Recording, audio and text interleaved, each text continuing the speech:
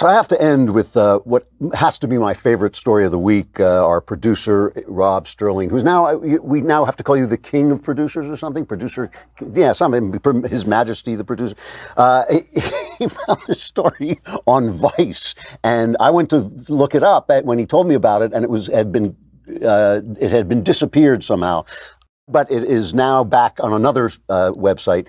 It's a review of an art installation called Black Power Naps by Janine Francois, and the headline is "Reparations for Black People Should Include Rest.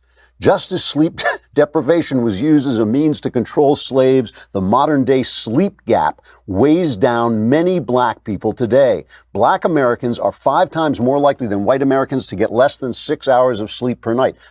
I must have, I must be partly black.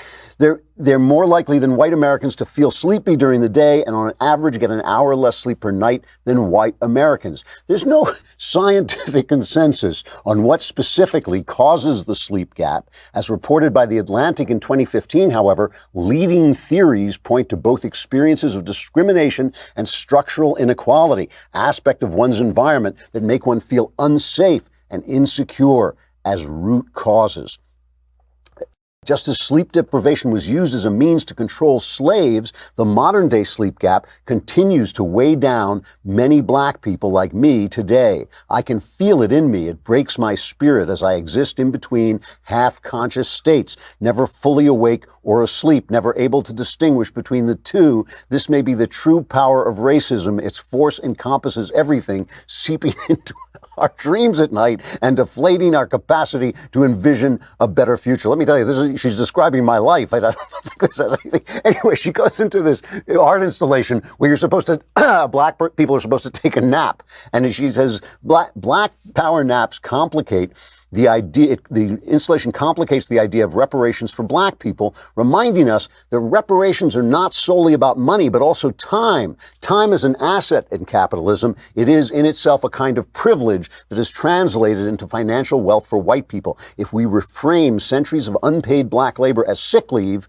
annual leave, or overtime, then we, the descendants of the enslaved, are heavily owed. They're owed a lot of vacation time. We also have reason to be restless, angry, and ready to explode. This sentiment is shared by the artists who believe a call to action means front lines existing in our bedrooms as well as in the streets. This is what black people need: more sleep. They need, we need to give them our sleep.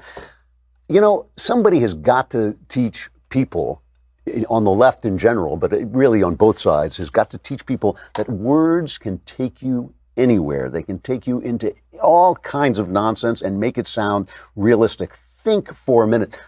Think for a minute about reparations. If you just use your imagination, can you imagine reparations making anyone's life any better?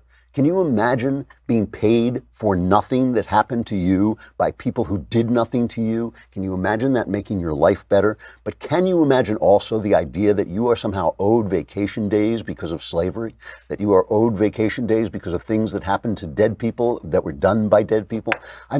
It's nuts. It is nuts. And it's just the wonder, the absolute glory of language, that it can take you into these crazy places and make you sound sane. But I just love the idea that we owe black people sleep. If anybody is owed sleep, it's me, damn it. And I would in fact, I'm demanding right now that you send your sleep to me, because I'm so far behind.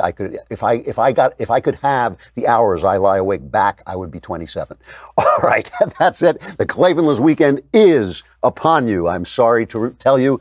Survivors, gather here on Monday. I'm Andrew Klavan. This is The Andrew Klavan Show.